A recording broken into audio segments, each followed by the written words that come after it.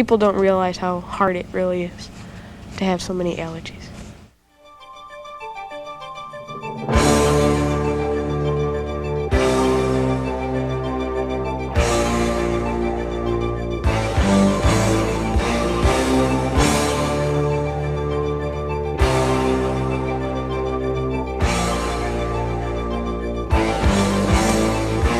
Food allergies can have a serious and sometimes disruptive impact on a person's everyday life.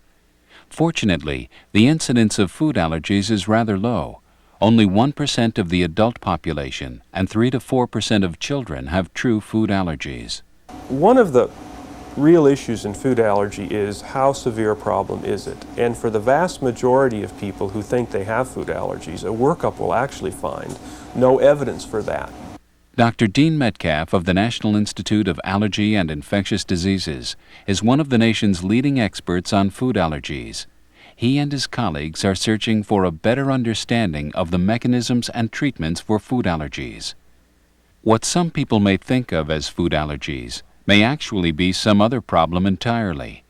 Doctors need a great deal of information before making a true diagnosis. The physician starts by taking a history from the patient and looks for certain historical features that he knows are seen with a true food allergy. Certain things like hiving, for example, or a problem that comes on within a few minutes after eating a food.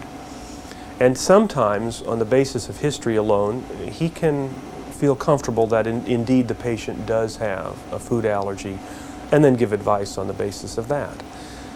If he's not sure, he may try to do skin testing. Doctors sometimes use what's known as a food challenge to determine allergies.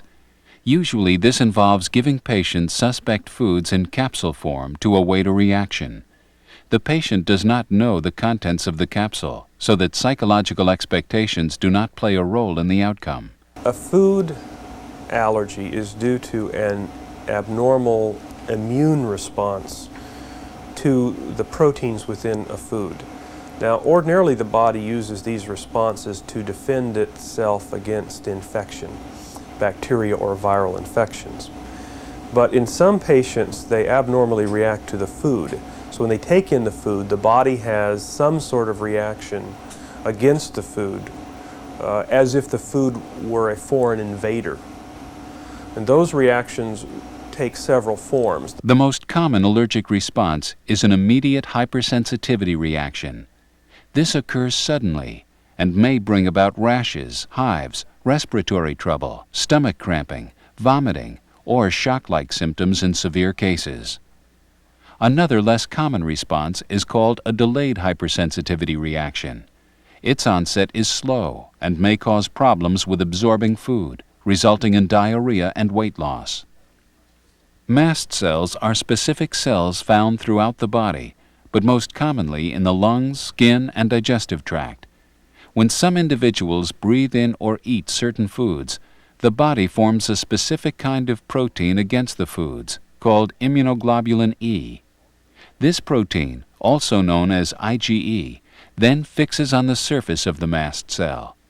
When that food protein comes in contact with IgE on the surface of the mast cell, the cell pushes out chemicals into the tissues that cause the patient to become symptomatic.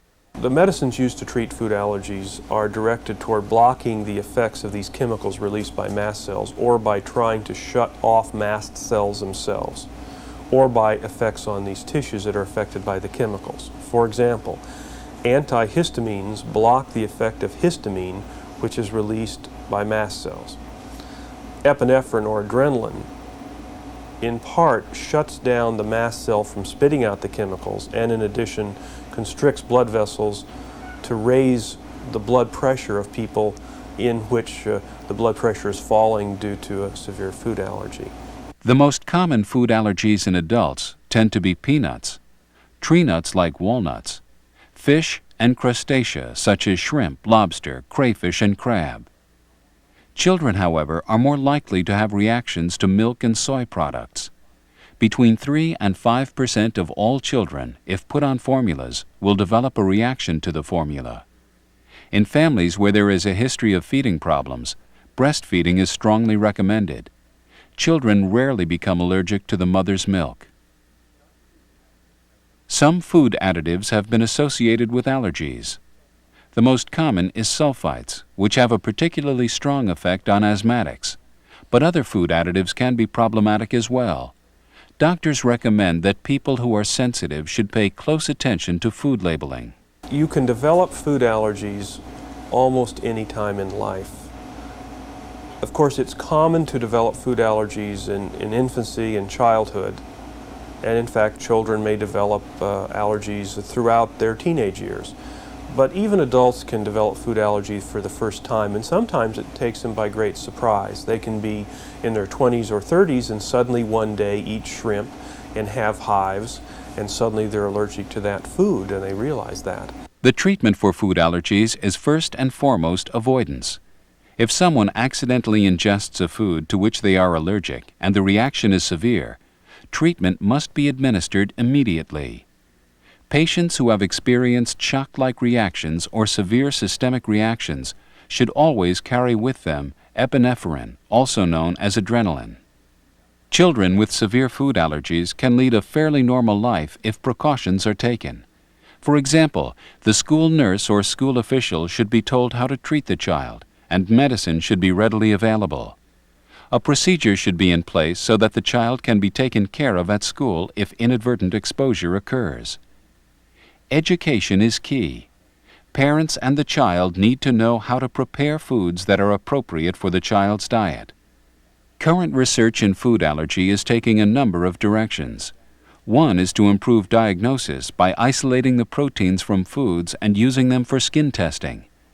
Other studies are trying to determine how allergy shots and other medications can possibly block or prevent food allergies. Researchers are also improving existing medications used to treat patients after accidental ingestion. Maybe someday we'll have a cure, but right now I don't see anything on the horizon. So I think in terms of food allergies, we are limited to what we're doing right now and will be for some time, which is avoidance of foods in question and treating inadvertent exposure. I can do anything basically anybody else can. I just can't go certain places or eat certain things. It's just basically staying away from what you cannot eat, and you're basically going to stay fine. And it's just a normal life. It's just, it's like a portion of it taken out.